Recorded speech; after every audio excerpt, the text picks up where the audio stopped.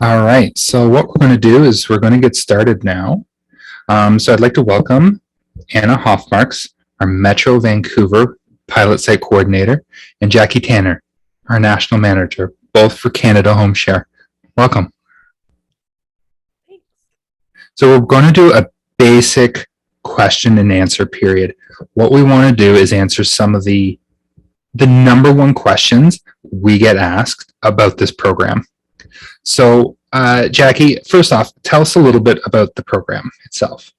Sure. Like James said, I'm Jackie Tanner, the national manager for the Canada HomeShare expansion.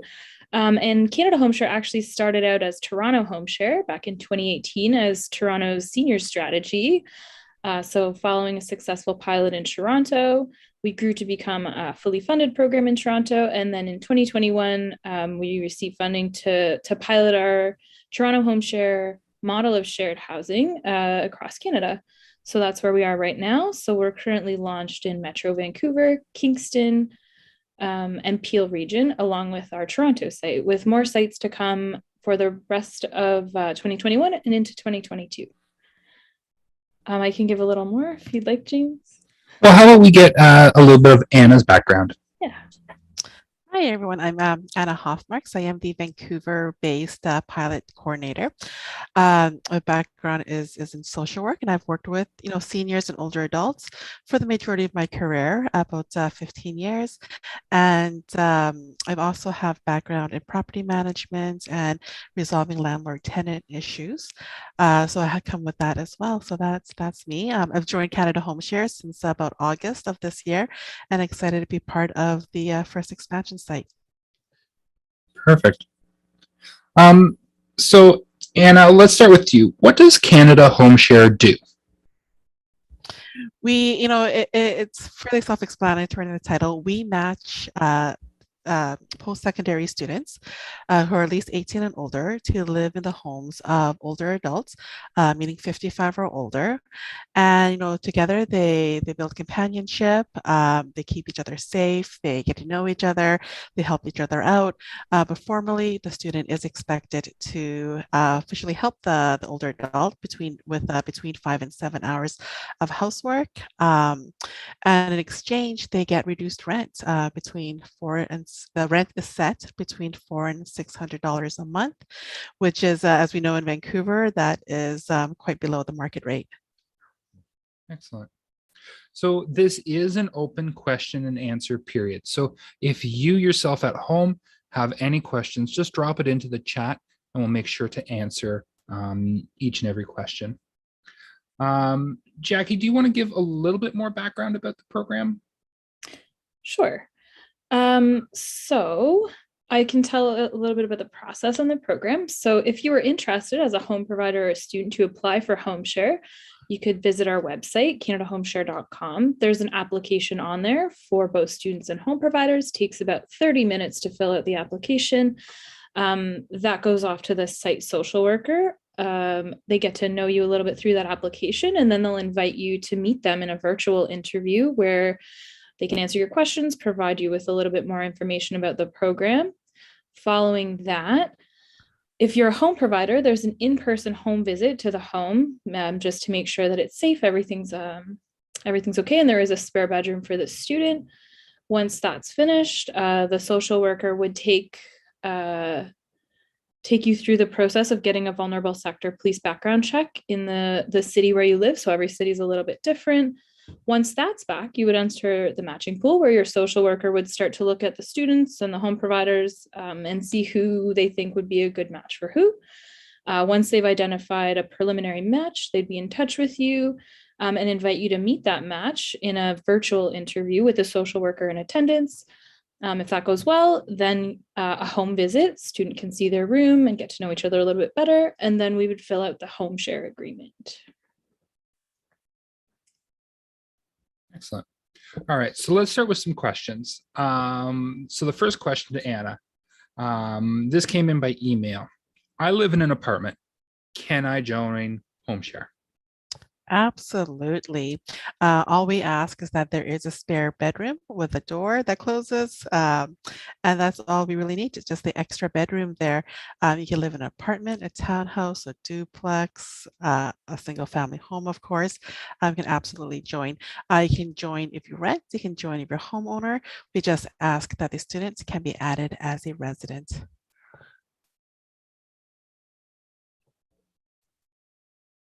Oh, I should also mention, sorry, I should also mention that if your home is close to a school and close to transit, those are what really makes a good home share home as well.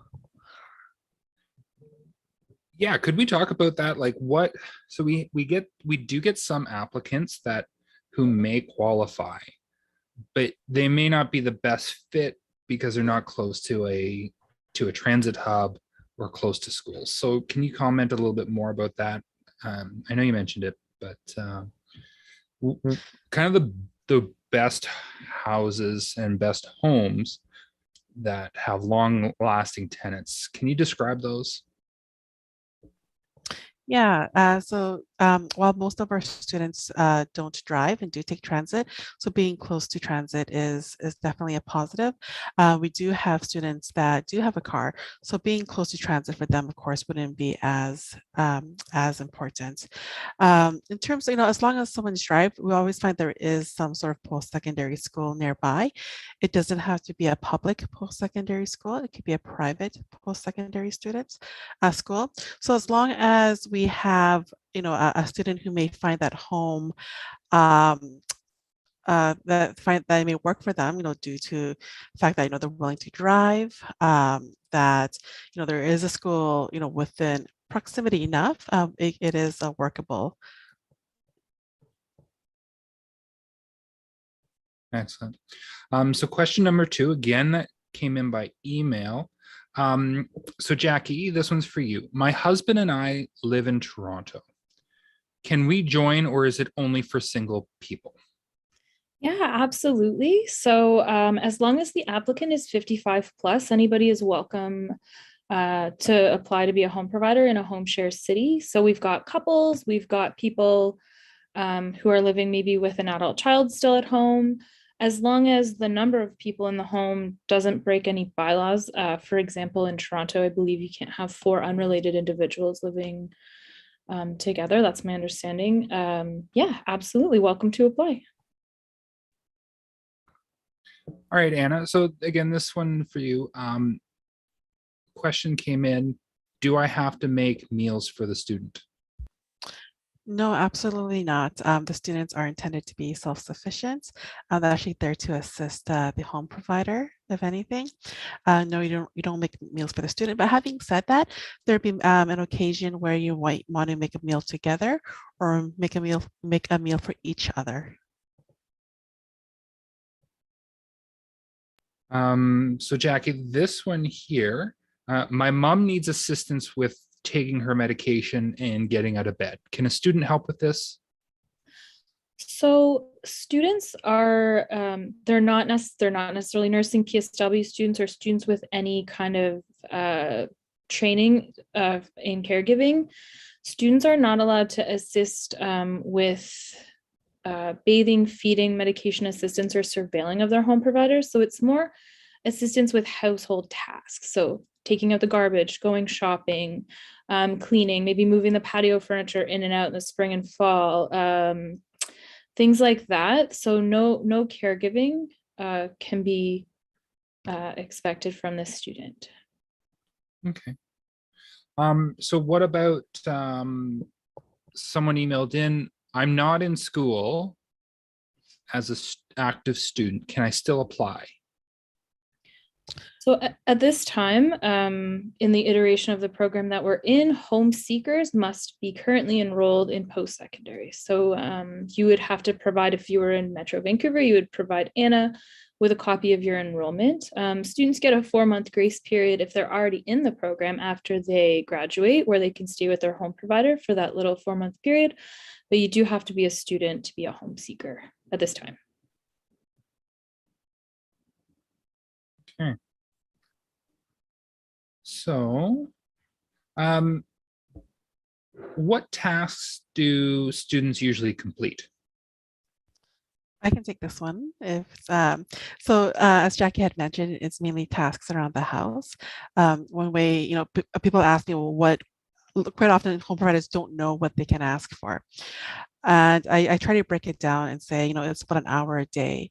So something you may want to ask the student to do is just to make sure the kitchen is cleaned and all the dishes are put away at the end of the night, that the floors are swept and mopped at the end of every night. That's easily an hour. Pet care, dog walking, it's a common one when the weather is a little bit yucky out. It's nice to have somebody else do it. I've also suggested that the student be responsible for taking out the trash, pulling out the bins at every once a week and bring it back in. And if the student has a vehicle, taking recyclables and items to the zero waste. So being responsible for that. Another example I can offer is I have a student who's assisting her home provider with decluttering. Her partner passed away a few years ago, and she still has all his belongings. So they're slowly working together, and she's removing the items out of the house. So those are kind of examples of things that I can assist with. Some sort of non-task-based assistance. An example could be tech support. I get that quite a bit, whereas the student provide very basic tech support, setting up and updating iPads and iPhones, how to log on to email, things like that.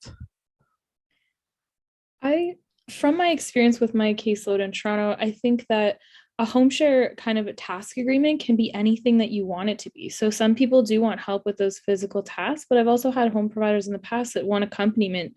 Maybe they like to go to the art gallery. They used to go with their partner. Now the student goes with them. Sharing and making meals together. So meal prep and using those 7 hours to kind of spend time together. I have a home provider and student on my caseload that they read the same book for part of their hours, and they have conversations about it when they have coffee on Sundays. It can be really anything. Yeah, I think gardening as well. In the summer, I've got a student, all she does is the garden. That's her thing. She kind of goes to the store, gets the flowers that the home provider wants, and helps her put in the garden in the summers. So, yeah.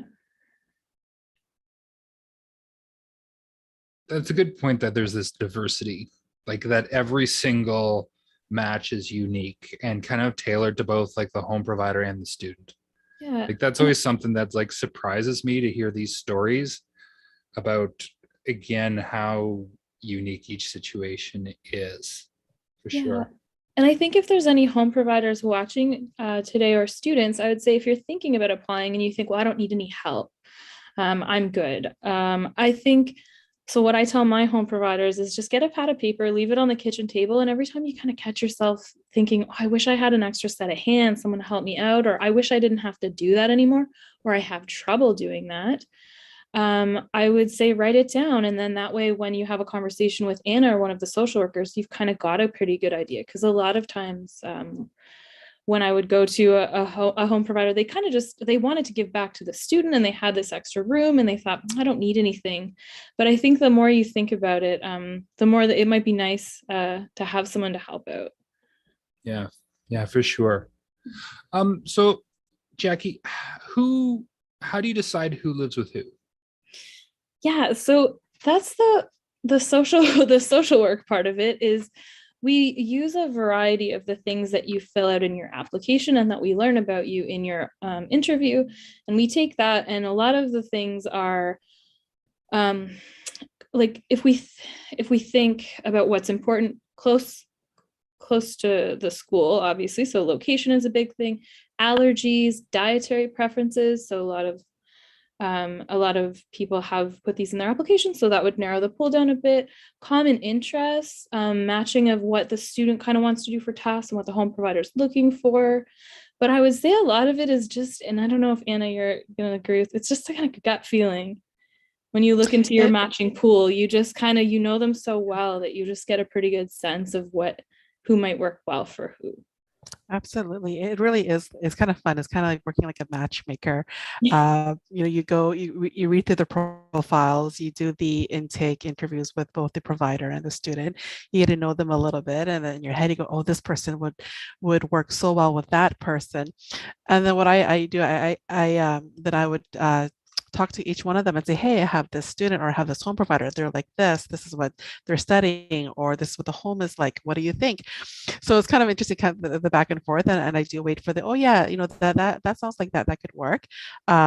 Type of an answer from both of them, and then we'll get together and we'll do a virtual kind of a meet and greet. And it's really interesting just to see how the conversation flows between the two.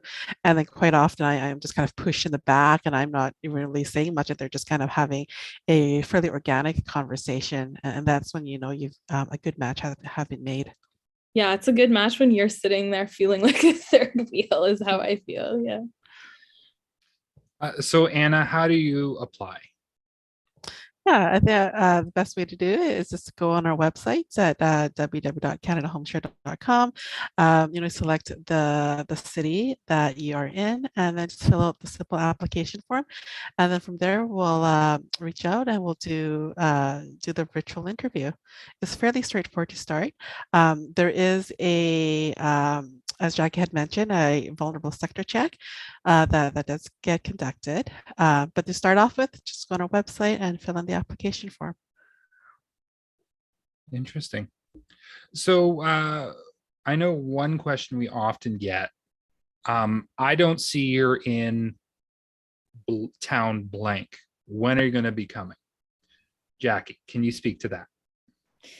Yes. So there is a bit of an onboarding process with the new sites. So the sites that are live and currently accepting applications are on the website. So if it's not on the website, that doesn't necessarily mean we're not coming. It just means we're not there yet. So if you are from a town or a city that is not on the website, feel free to email that info@canadahomeshare.com email address that's on the website and inquire. I'm always happy to provide as much information as I have site to site. It is a bit of a process for the expansion. So if you were a community partner, you would use that info@Canada HomeShare email as well? Absolutely. Yep. It's me checking it. Yep. Perfect. Perfect. All right. So that ends all of the email questions. I think that was a great little conversation. Does anyone have any last comments or words? And I'll just keep monitoring in case anyone puts in something on the YouTube live. Sure. I think it's worth mentioning that it is a very slow, well thought out, methodical process. We're a group that really crosses our T's and dot our I's. So just want to say that for someone who may be thinking about applying now for a housing placement in January, it is unlikely that we'll move that quick. Not impossible. We do have a pool of students and a pool of home providers kind of ready to go, but when we're looking to make a right match, that can take a bit of time. So I just want to let the viewers out there know that, and to budget the time accordingly. Sure. And Jackie, I'll give you the last word. You should have the last word, James, but I'll say a few things that come up quite frequently in my conversations with home providers and students is feel weird living with a stranger. And I just wanted to say that in my experience, if Anna and I and the other social workers on the team have done our job right, by the time you move in with someone, they won't feel like a stranger anymore. So I know that is a big concern. It's an adjustment. It's a new way to live, but HomeShare is done at your pace. So we will work as quickly as we can or as slowly as you need us to make you feel comfortable with the whole process. So I know that that's sometimes a barrier to applying. What if I apply as a student just going to kind of show up at my house one day? Like, how's that going to go? But it is a step-by-step process and you're in the driver's seat the whole time. I would also say, I think just if you're thinking about applying and you have more questions, reach out. We're all happy to provide more information. If you're in Metro Vancouver, it's Vancouver@CanadaHomeShare.com. Somewhere else, use that info@, and Anna and I are happy to answer your questions and walk you through the process. Well, thank you, Jackie. Thank you, Anna, for joining us all tonight. If you want more information, www.canadahomeshare.com. We are on Facebook, we are on Twitter, we are on Instagram. Again, if you just want to reach out, send an email, info@canadahomeshare.com. We love questions. We'd love to hear if you want Canada HomeShare to come to your city. So feel free to reach out. Yeah. And with that, we'll sign off. Thanks, Thanks, Jane. everyone. Have a good one. Hi. Bye.